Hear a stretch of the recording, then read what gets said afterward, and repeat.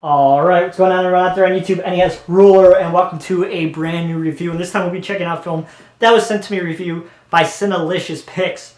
And it is a movie titled Private Property. If you guys don't know about Cinelicious Pics, they are a really great smaller label. They release a lot of art house films, a lot of films that haven't seen the light of day. And this is one of them. This is a film that was lost for 50 years. Was released. It was shot on a low budget. It was released on no money. It was provocative, so there wasn't really that much buzz around it. And art house cinema really hasn't picked up that much at the time. It was starting to go a little bit more, but not too many people really talked about it. And Cinelicious Pics, they released so far a few of these movies. They released a film called Belladonna's Sadness, which is a really great animated film. An adult animated film that I guys recommend you check out. And when I heard they were going to release this movie, I was super excited because I love seeing films that haven't been seen in a long while and see how they could clean them up and make them look new and enjoy them. And this is pretty interesting because this is Warren Oates' first film, and of course he is awesome character actor. Two-lane blacktop. It's just an amazing film. So this is actually his first movie. So I was very excited to check this one out. And this movie is really good. Really solid. And it has a bunch of interesting themes going on throughout it. We have some themes of homosexuality going on between the two characters, male characters, played by Warren Oates and Corey Allen. We have some really great voyeurism stuff going on and things like that. It's definitely a film that if you're a film scholar or you're like me, you like to read into films, you'll definitely enjoy this one. There's a bunch of stuff going on. I wish this was released when I was actually in school because I probably would have chose this one to write about because there's a bunch of really interesting themes going around. So basically you follow Warren Oates' and Corey Allen's characters. They are two doppelgangers who are on the run after they murder somebody. They're homicidal, and they get they're on this beach and they get a ride from this guy who is going into the city, and they see this attractive blonde played by Katie Max, who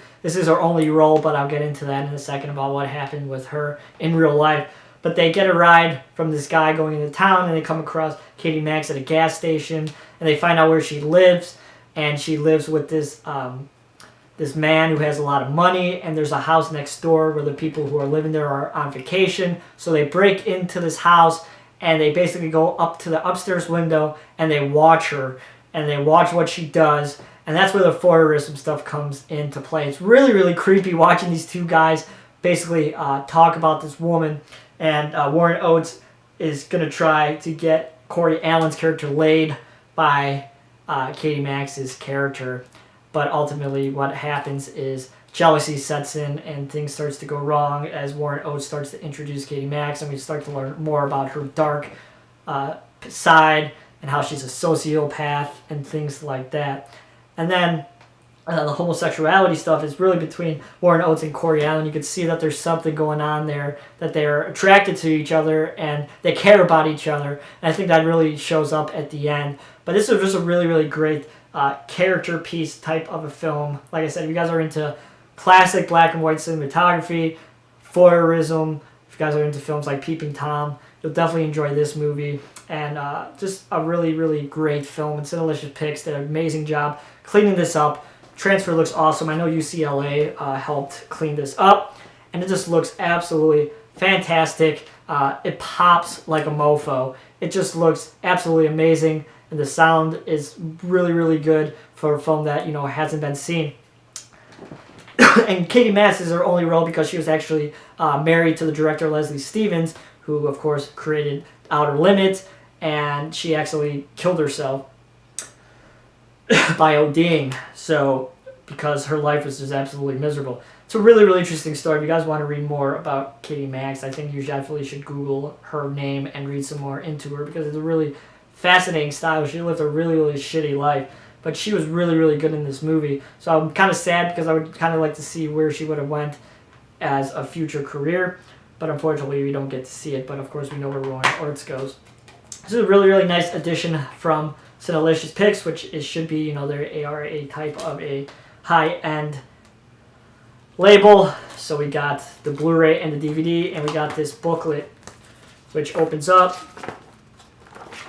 and there's some information about it and some pictures and things like that. So highly, highly recommend you guys pick this film up if you're into these kind of movies like I am. Really, really good.